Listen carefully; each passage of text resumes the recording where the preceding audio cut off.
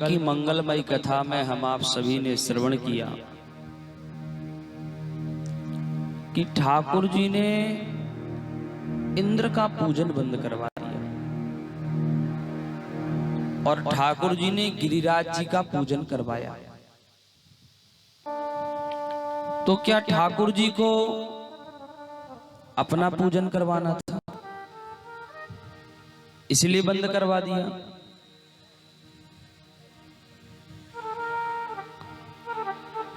आखिर परमात्मा ने इंद्र का पूजन क्यों बंद करवाया? इंद्र का पूजन इसलिए बंद करवाया क्योंकि इंद्र को अभिमान आ गया था।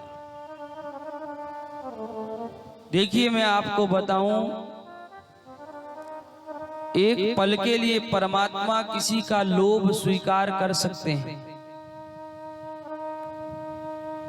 क्रोध स्वीकार कर सकते हैं, मोह स्वीकार कर सकते हैं, लेकिन परमात्मा अभिमान स्वीकार नहीं करते। और जैसे ही किसी को अभिमान आता है तो जिस बात का अभिमान होता है, पहले ठाकुर जी उसी बात को समाप्त करते हैं। जैसे किसी व्यक्ति को अभिमान आ जाए ना कि हम बहुत अच्छा कर लेते हैं, तो कभी कभी उससे महाराज और बिगड़ेगा वो काम। तो अभिमान जैसे ही आता है परमात्मा कि यहां पर, तो परमात्मा फिर वो कार्य, वो वस्तु, वो स्थान त्याग करवा देते हैं। तो इंद्र को महाराज पूजा पे का अभिमान था, इस कारण से महाराज परमात्मा ने पूजन बंद करवा दिया और परमात्मा ने गिरिराज जी का पूजन करवाया। और गिरिराज जी के पूजन करवाने के बाद महाराज वो जब आ गए तो इंद्र विचार करता है कि आज तक ये ना जाने क्यों पकवानन की खुशबू ना आई। अरे महाराज, हमारा तो दिव्य पूजन करते थे ब्रजवासी, आज तक ना जाने क्यों पकवानन की खुशबू ना आई, वस्तुअन को स्वाद ना आयो। तो एक पार्षद को बुलाया, दूत को,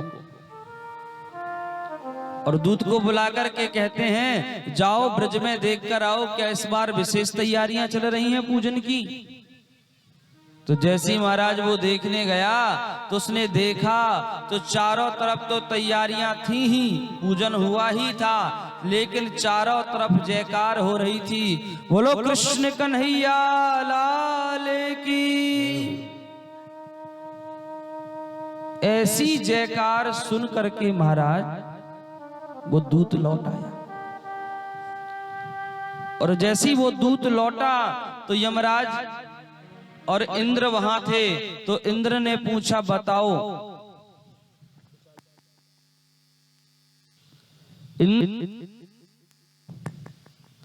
इंद्र ने पूछा कि आप बताइए कैसी तैयारियां चल रही हैं। तो उस दूत ने कहा, महाराज आपका तो पूरा पत्ता साफ हो गया, वहां पर तो आपका कोई नाम लेने वाला ही नहीं है। बोले किसका नाम ले रहे हैं? बोले कन्हैया कन्हैया पूरा ब्रज जप रहा है। बोले अच्छा, उस छोटे से बालक का नाम जप रहे हैं? बोले क्यों? क्योंकि उसने महाराज गिरिराज का पूजन करवा दिया है। महाराज इंद्र को बड़ा क्रोध आया, और जैसे ही इंद्र को क्रोध आया तो क्रोध में आकर के ये बोलने लगा। देखो, जब व्यक्ति क्रोध में आता है तो उस व्यक्ति को ये जानकारी नहीं रहती है कि हम क्या बोल रहे हैं। आज क्रोध में क्या कह रहा है? कल तक जो पूजा किया था, महाराज जब जन्म हुआ था तो प्रार्थना करने गया था, आज महाराज ये इंद्र परमात्मा को कह रहा है कि वाचालम वालिसम स्तब्ध मज्ञो पंडित मानिना। बोले वो छोटा सा बालक, बच्चा जो बहुत बोलता है,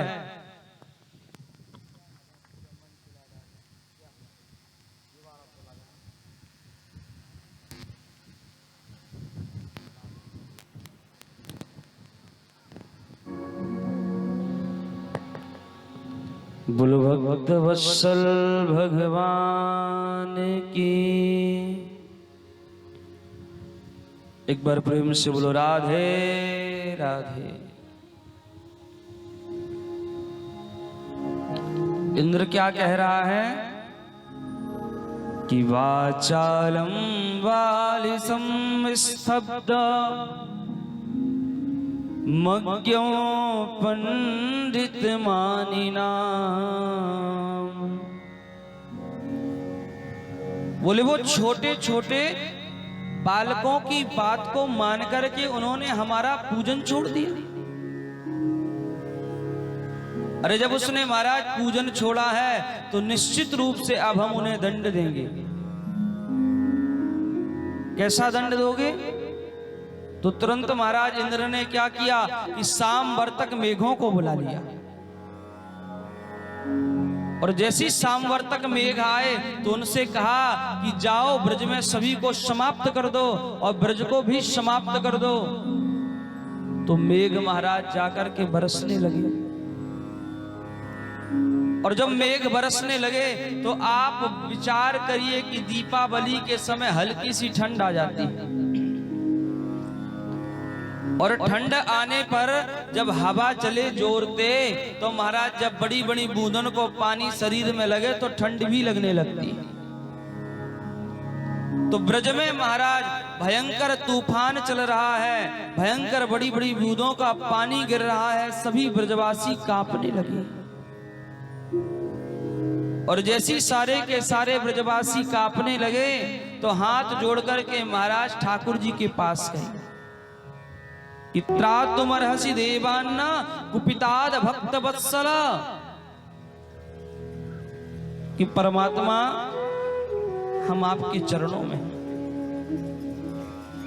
और सरकार आप ये विचार करिए कि हम आपके चरणों में हैं और देखिए ऐसा लगता है कि जैसे इंद्र कुपित हो गया हो, और इंद्र के कुपित होने पर हमें ऐसा लग रहा है कि ये वर्षा हो रही है और कोई कारण नहीं है, ऐसी वर्षा हो रही है लगता है प्रलय हो जाएगा। तो क्या किया महाराज?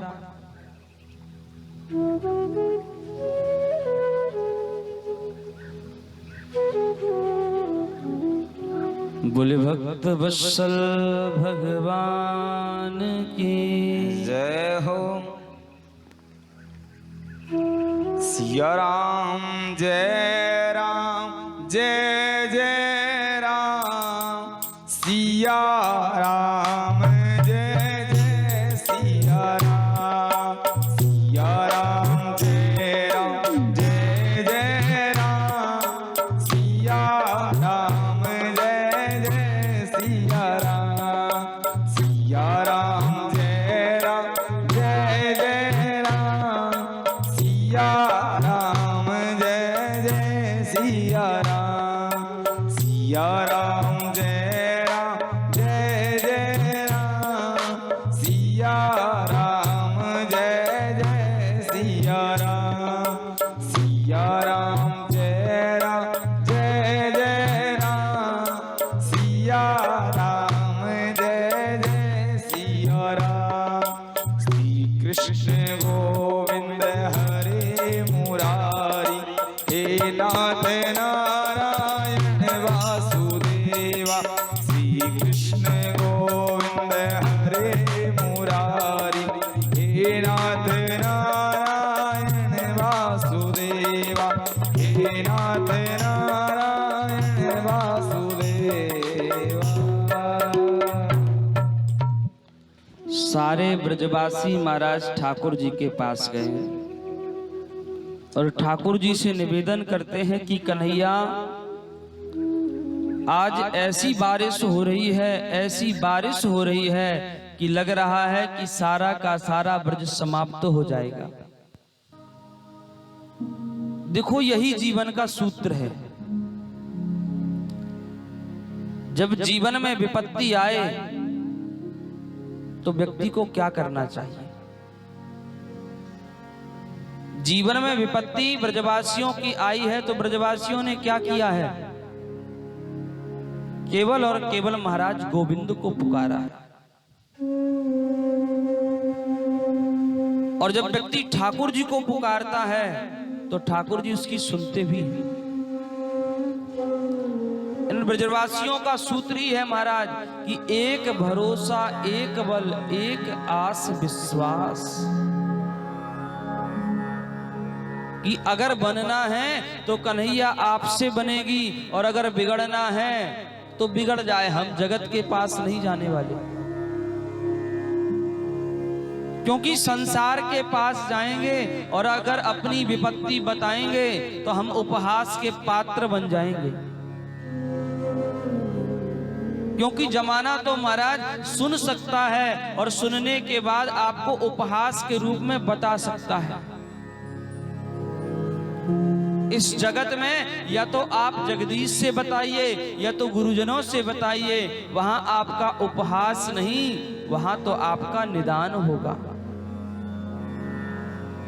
और जिसके जीवन की नाव, जीवन की बागडोर महाराज ठाकुर जी के चरणों में है, वो डगमगा सकती है लेकिन डोल नहीं सकती, डूब नहीं सकती। तो ये सारे ब्रजवासी भले ही परेशान हो गए, लेकिन जब ठाकुर जी के पास गए तो जाते ही महाराज ठाकुर जी के पास ठाकुर जी ने कहा कि अरे ब्रजवासियों, आप चिंता क्यों करते हो? अगर इंद्र नाराज है तो हमने जिनका पूजन किया है हमको उनकी शरण में जाना चाहिए। बोले किनकी? बोले गिरिराज जी की। सारे ब्रजवासी महाराज लेकर के ठाकुर जी गिरिराज जी के पास आए और गिरिराज जी के पास आकर के सब लोगों से कहा कि देखो, हमारा देवता तब सुनता है जब महाराज कीर्तन होता है, तो कीर्तन करो। तो जितने लोग थे महाराज वो सब कीर्तन करने लगे। और जैसे ही वो कीर्तन कर रहे थे तो कीर्तन करते करते ठाकुर जी ने कहा कि अब आप रुक जाओ। बोले क्यों? बोले हमारे देवता सबके कीर्तन से प्रसन्न हो गए हैं और प्रसन्न होने पर उन्होंने कान में आकर के कहा है।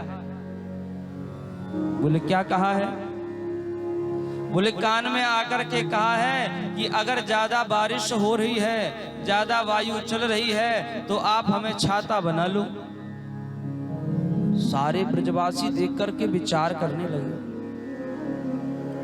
कि ये 7 कोस के गिरिराज हैं, 21 किलोमीटर के, इनको कौन उठाएगा? बोले लाला तू क्या बात कर रहा है, मैं समझ ना आ रही। अरे 7 कोस के इतने बड़े गिरिराज जी हैं, कौन उठा पाएगा?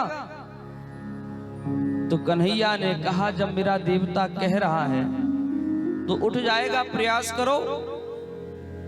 सभी लोग महाराज हाथ लगाए और जैसे हाथ लगाए तो ठाकुर जी देखते देखते महाराज उठाए और उठा करके सारे ब्रजवासियों ने सहयोग किया।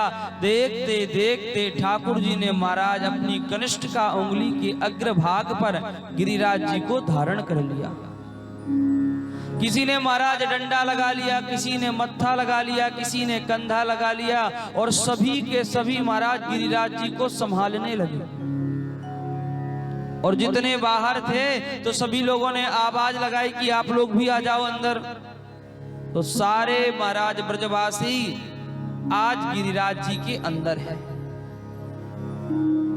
और जैसे ही सब लोग अंदर हैं महाराज